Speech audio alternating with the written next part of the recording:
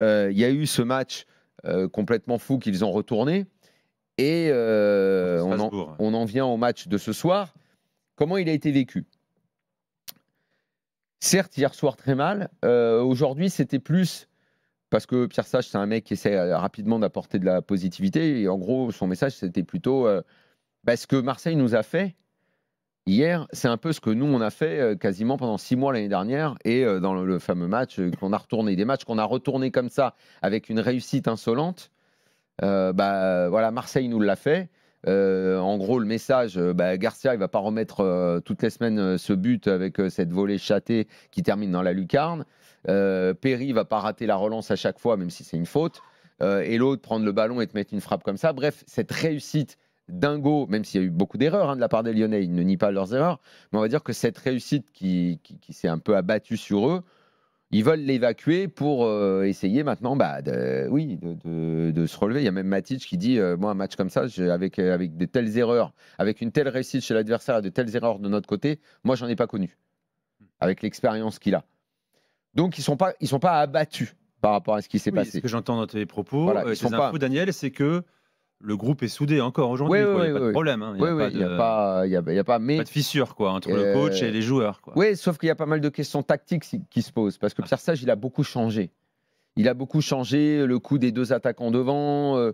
Comment faire jouer Mikotadze, visiblement, on n'y arrive pas, alors que c'est un gros transfert.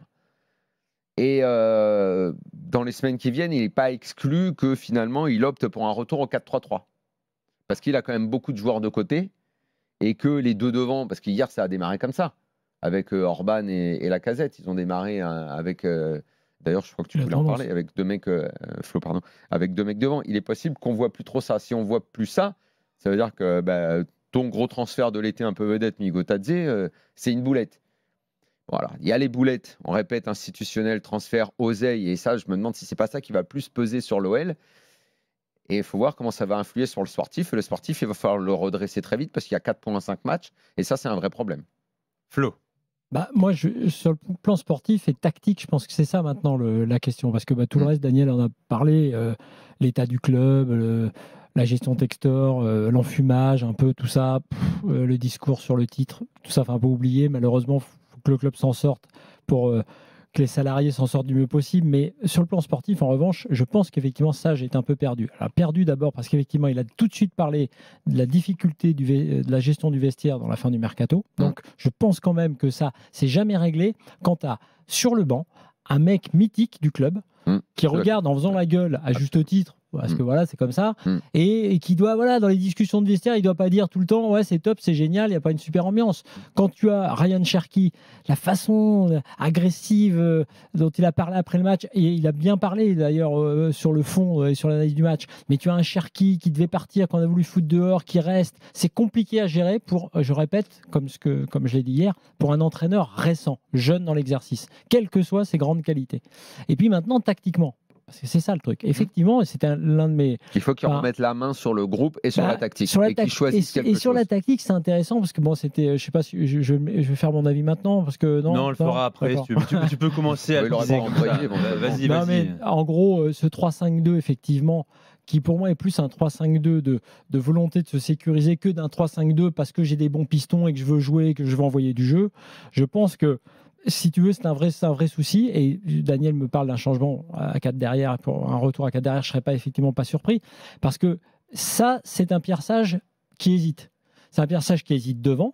Voilà, et je le comprends, parce que moi-même, je pensais, tiens, pourquoi pas Lacazette, Mikotadze. Ah non, ça marche pas trop. Lacazette, Orban, oui, c'est complémentaire. Mais Orban, franchement, c'est pas un très bon joueur de foot. Donc, qu'est-ce que tu fais? Et moi, je te dis un truc, dans ce cadre-là, pour moi, le meilleur joueur, c'est Fofana. Que j'ai vu offensivement, un des meilleurs joueurs. Je pense qu'il y a des chances qu'ils deviennent. T'as vu depuis combien de temps on dit? Oui, tu l'as vu entrer en jeu. Mais je le vois entrer en jeu et à chaque fois je me dis alors soit j'ai raté un truc ou à l'entraînement il fait vraiment des merdes, soit il est blessé. Je regarde à chaque fois dans la liste des remplaçants en disant ah non il n'est pas blessé, il est remplaçant. Il y a un truc, il y a un problème avec Fofana. Bon, je dis pas que peut-être qu'il va être titulaire 3 matchs de suite et qu'on va dire on est un peu déçu. Globalement, on n'a jamais été déçu par ce qu'il a fait. Surtout, il a un profil qui peut être intéressant. Donc, il tâtonne devant, c'est une chose. Il tâtonne et je dirais même qu'il sort les ceintures et bretelles pour le 3-5-2. Donc, effectivement, quand tu tâtonnes comme ça et quand tu as des regards dans le vestiaire au bout d'un moment de mecs qui jouent pas, je pense à Anto Lopez et à d'autres, Bah oui, il y a des questions qui vont se poser chez les joueurs aussi. Il faut savoir que Sage a réussi à gérer plutôt intelligemment les anciens, les historiques l'an dernier, avec les nouveaux. Il a réussi à glisser avec le gardien, tu sais, à laisser Anto Lopez le plus longtemps possible, mais à faire comprendre avec la coupe que Perry serait donc le gardien titulaire l'année d'après. Ça s'est plutôt pas mal passé, ça, je veux dire, dans sa gestion. Mais maintenant, il est sur la 2e saison et je suis pas certain qu'il ait, on va dire, toutes les clés et les épaules pour gérer tout ça. On parle de Lyon à présent. J'accueille Quentin au 32-16. Salut Quentin. Salut, vous allez bien? Bien, et toi? Bah écoute, un peu la gueule de bois depuis hier soir. C'est pas facile de s'en remettre. Ouais, toute la journée tu y as pensé? Ouais, pas mal. Ouais. Bah, j'imagine que ça te console pas trop quand on dit ce que l'OM vous a fait, vous l'avez fait à pas mal d'équipes l'année dernière. Ouais, non, je suis même pas spécialement d'accord avec ça, mais bon. Il y a pas mal de matchs que vous avez retournés où vous avez dû laisser un gros somme aux adversaires. Ouais, mais alors après, je le regarde avec le prisme lyonnais, mais j'ai vraiment l'impression que là, on a tendu le bâton tout seul. Ces quelques matchs qu'on retourne l'année dernière, on est aussi hyper conquérants, là à Marseille, ils viennent 3 fois, ils marquent 3 buts, quoi. Donc clairement, ça c'est pas non plus ce qu'on voyait sur les matchs que Lyon a retourné l'année dernière. Qui plus est à 10, Lyon qui retournait le match et qui dominait le match. Qui plus est en infériorité numérique en plus. C'est ça qui est encore plus dur. Non. Bon, Quentin, comment tu juges la situation de ton club aujourd'hui, quoi? En fait, moi, ce que je trouve, je vais pas revenir sur le match d'hier. Globalement, vous avez plutôt tout dit. Mais moi, ce que je trouve terrible, c'est le flou complet dans lequel on est et à quel point on est complètement perdu. Et en même temps que Pierre Sage. Je m'explique. C'est-à-dire qu'on a recruté, 150 attaquants cet été. Donc entre les options d'achat confirmées, les Benrahma, bref, je vous refais pas toute la liste, les A, etc. Et on arrive sur les 2 matchs, les 2 premiers gros matchs de l'année, enfin après le mercato, donc c'est-à-dire Lens et Marseille, il y en a pas un qui joue, pas un n'est titulaire. Tu te retrouves hier avec un défenseur central, Niakate, qui n'était pas là, je crois qu'il était blessé. On a recruté Omari, il joue pas. On met un latéral gauche, défenseur central.